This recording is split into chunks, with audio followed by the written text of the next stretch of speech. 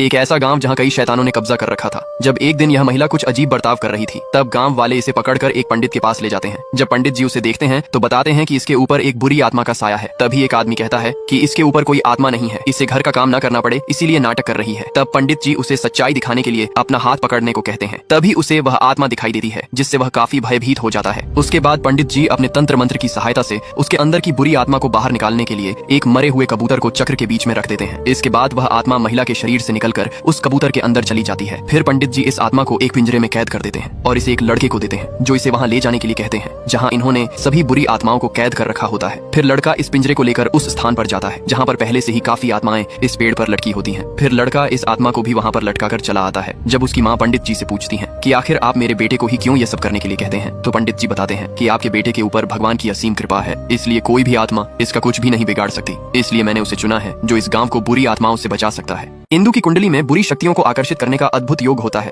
जिसकी वजह से इंदु के प्राणों को हर वक्त खतरा रहता है। इसलिए इंदु के पिता एक पंडित से इसके उपाय के बारे में पूछते हैं। तब पंडित जी उन्हें बताते हैं कि जब तक खतरा टल न जाए तब तक उसे इसी गांव में रहना होगा। उसके बाद पंडित जी इंदु को सरभा के घर पर रहने के लिए कहते हैं, क्योंकि सरभा ही वह लड़का है जिस पर नरसिंह भगवान की असीम कृपा होती है, जिससे उसके पास कोई भी बुरी शक्तियां नहीं आ सकती। इसलिए पंडित जी सरभा को एक ताबीज इंदु के हाथों में बांधने के लिए देते हैं, जिससे कोई भी आत्मा इसके पास न आ सके। सरभा के घर रहते रहते इंदु को उससे प्यार हो जाता है। जब एक दिन इंदु सरभा को प्रपोज करने के लिए ढूंढ रही थी, तभी एक बुरी आत्मा उसे देख लेती है और उसे अपने वश में करने के लिए जाती है। लेकिन ताबीज के रहते हुए वह आत्मा इंदु के पास नहीं जा पाती। इसलिए वह वापस आकर शैतानों के राजा को बताती है कि कोई दिव्य शक्ति है उसके पास जो उसकी रक्षा कर रही है। तब शैतान कहता है, उसे लाने के लिए मुझे जो भी करना पड़ेगा वह मैं करूंगा, क्योंकि उसकी बलि चढ़ाने के बाद ही मुझे पूरी शक्तियां मिल सकती हैं। इसीलिए वह अपना भेष बदलकर उस गांव में जाता है। यहाँ पर इंदु सरभा को ढूंढ रही थी कि तभी एक महिला की उससे टक्कर होने की वजह से उसका ताबीज नीचे गिर जाता है। तभी सामने सरभा उसे दिखता है। वह जैसे ही उसे बुलाने के लिए आवाज लगाती है, तभी शैतान पीछे से उसे पकड़कर अपने साथ ले जाता है।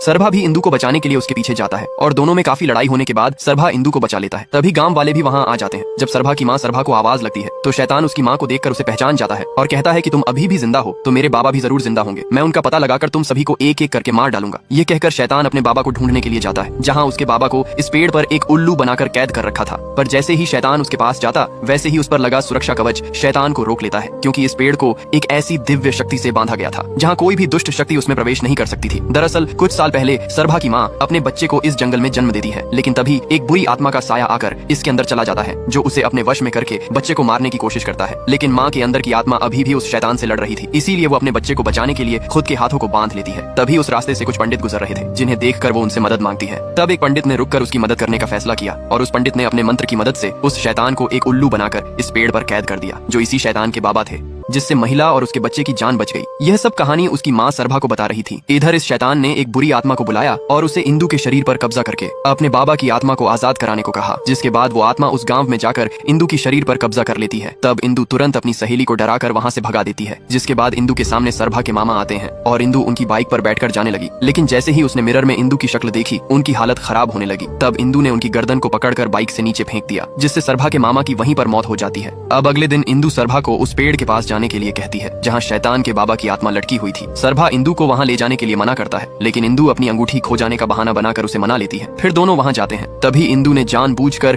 कांटा चुभने का नाटक किया और सरभा को गोद में उठाकर ले जाने को कहा, क्योंकि कोई भी दुष्ट शक्ति उस पेड़ के पास खुद ही नहीं जा सकती थी। इसलिए उस दिव्य कवच को पार करने के लिए उसे किसी न किसी इंसान का सहारा लेना पड़ा। आत्मा ने जैसे ही अंदर प्रवेश किया, वह तुरंत शैतान के बाबा की आत्मा को ढूंढने लगती है। सरभा इंदु को लेकर उस पेड़ के पास जाता है जहाँ पर सभी आत्माओं को कैद कर रखा था। इंदु वहाँ पहुँचने के बाद शैतान के बाबा की आत्मा को ढूंढने लगती है, लेकिन उसे वह नजर नहीं आते, इसलिए वह सभी आत्माओं को एक एक करके आजाद करने लगती है। तभी उसे सामने उनकी आत्मा दिखाई देती है, जो एक उल्लू थे। इंदु जैसे ही उन्हें आजाद करने के लिए आगे बढ़ती है कि तभी पीछे से पंडित जी आकर उसे रोक लेते हैं और सरभा को बताते हैं कि यह इंदु नहीं, इसके अंदर छुपी एक बुरी आत्मा है जिसने तुम्हारे मामा को मार डाला है। अगर इसने सालों से कैद इस आत्मा को आजाद कर दिया तो यह अपने शरीर में प्रवेश करके सभी को मार डालेगा। ये कहकर पंडित जी उस आत्मा के पिंजरे को कपड़े से ढककर अपने मंत्रों का उच्चारण करके उसे भस्म कर देते हैं। तभी इंदु वहाँ से गायब हो जाती है और सरभा के घर जाने लगती है। वह जैसे ही अंदर प्रवेश करने जाती है कि तभी वहाँ पर लगा सुरक्षा कवच उसे रोक देता है, इसलिए वह अंदर प्रवेश नहीं कर पाती और बाहर से ही सरभा की माँ को आवाज लगाती है। जब सरभा की माँ बाहर आती है तो वह आत्मा उन्हें अपनी शक्तियों से बाहर की तरफ खींच लेती है। ये सब देखकर गांव का एक आदमी उन्हें बचाने के लिए जाता है, लेकिन यह आत्मा उन्हें उठाकर दूर फेंक देती है और सरभा की माँ को अपने साथ ले जाती है। जब यह बात सरभा को पता चलती है तो वह अपनी माँ को बचाने के लिए जाता है, लेकिन पंडित जी उसे रोक लेते हैं और कहते हैं, यह सब काम शैतानों ने तुम्हें भटकाने के लिए किया है। अगर तुम पूर्णिमा से पहले आकाश गंगा को ले आते हो तो हम उस स्थान पर भगवान का मंदिर बना सकते सकते हैं। उसके बाद बुरी शक्तियाँ हमारा कुछ भी नहीं बिगाड़ पाएंगी और हम तुम्हारी माँ और इंदु को भी बचा लेंगे। उसके बाद सरभा आकाश गंगा को लाने के लिए निकल पड़ता है। सरभा कई पहाड़ों और बर्फीली रास्तों को पार करने के बाद काफी थक कर नीचे गिर जाता है। तभी स्वयं भोलेनाथ जी नंदी के रूप में आकर उसे रास्ता दिखाते हैं और सरभा उनके पैरों के निशान को देखते हुए आगे बढ़ता है। तभी सामने उसे आकाश गंगा शिवलिंग से गिरते हुए दिखाई देती है। वह उन्हें अपने पात्र में ले लेता है। इधर पंडित जी गांव वालों और काफी पंडितों के साथ मिलकर नरसिंह भगवान की मूर्ति की स्थापना की तैयारी करते हैं। वह जैसे ही यज्ञ को शुरू करते हैं कि तभी काफी आत्माएं वहां पर उनकी पूजा को भंग करने के लिए आती हैं। लेकिन तब तक सरभा वापस आ जाता है और उन्हें अपने पैरों से ही दूर भगा देता है। तभी सरभा देखता है कि उसकी माँ दौड़ती हुई आ रही है, जिनके पीछे कई शैतान पड़े थे। सरभा उन सभी को मारकर अपनी माँ को बचा लेता है।